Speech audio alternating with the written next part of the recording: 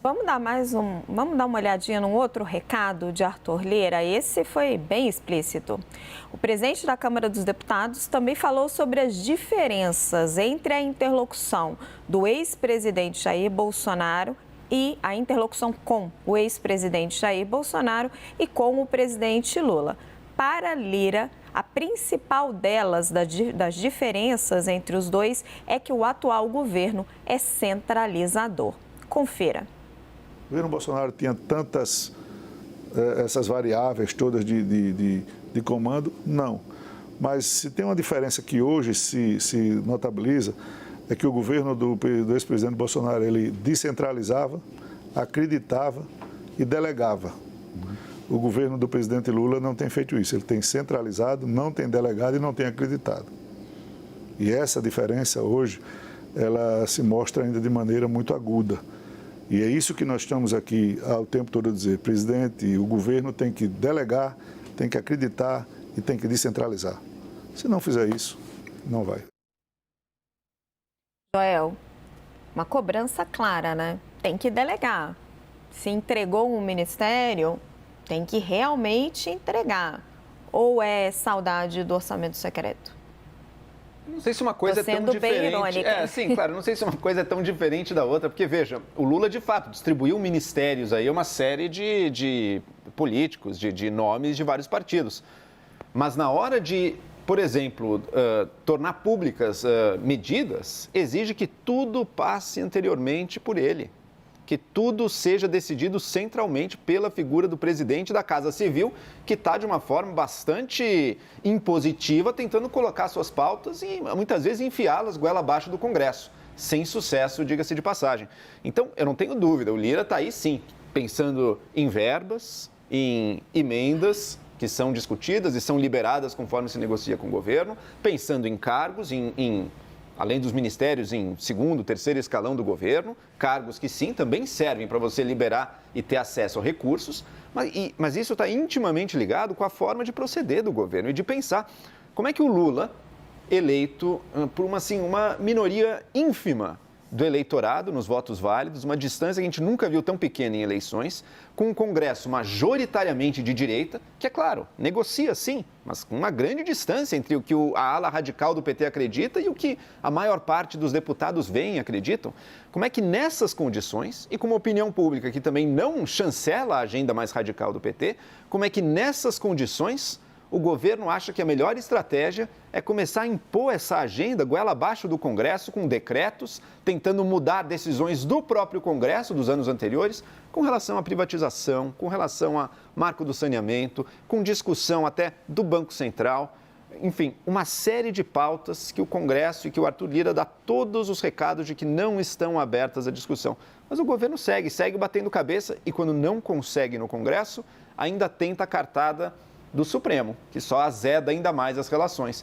Eu duvido que ele será bem sucedido. Eu estou vendo o Lira dar esse mesmo recado repetidas vezes, a cada semana que passa, cada vez de forma mais explícita. Até agora, pelo menos, eu não vi mudança na postura do governo. João, é saudade do orçamento secreto ou é o PT que não sabe delegar o poder para a frente ampla que elegeu o Lula? É os dois. É os dois. Saudade do orçamento secreto. Aliás, nem muita saudade, porque o orçamento secreto continua aí, né? Com a liberação de verbas, talvez com uma embalagem um pouco diferente, um pouco mais soft, né? Como eu gosto sempre de dizer, mas continua firme aí sendo usado pelo governo. E também é uma característica do PT, centralizar, falar muito em negociação, falar muito em relações cordiais, mas na prática política mesmo ser muito duro. E o presidente, nesse início do governo, como o Joel falou, tem feito não só o presidente, né, mas os seus assessores também, passar a goela abaixo na Câmara, no Congresso, situações que não vão passar. E a situação vai piorando. O tom do Lira, desde o início do ano, vem mudando.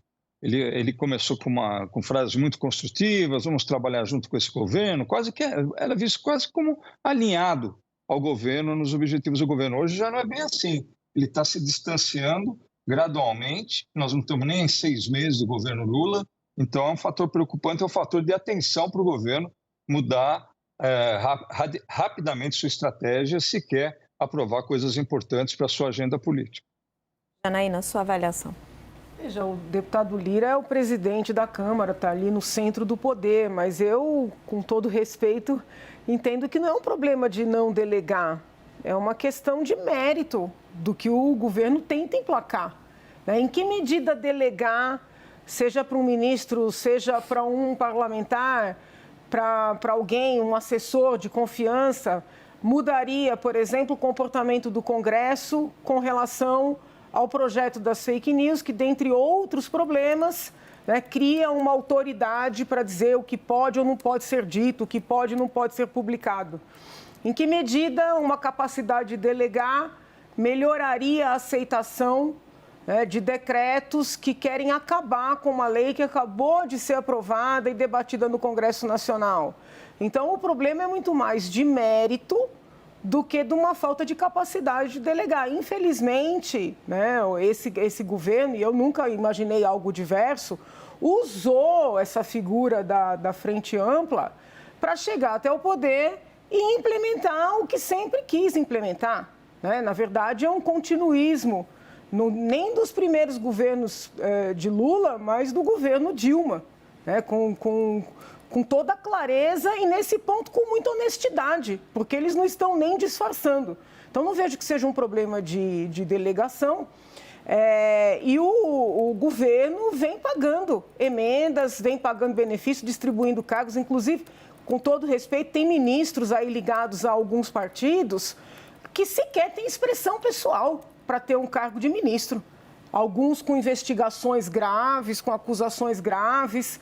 Então, até para escolher o ministro dentro de um partido está com dificuldade, em termos de qualidade, porque existem quadros que poderiam, dentro dos vários partidos, serem convidados sem escândalos, sem situações e com capacidade técnica.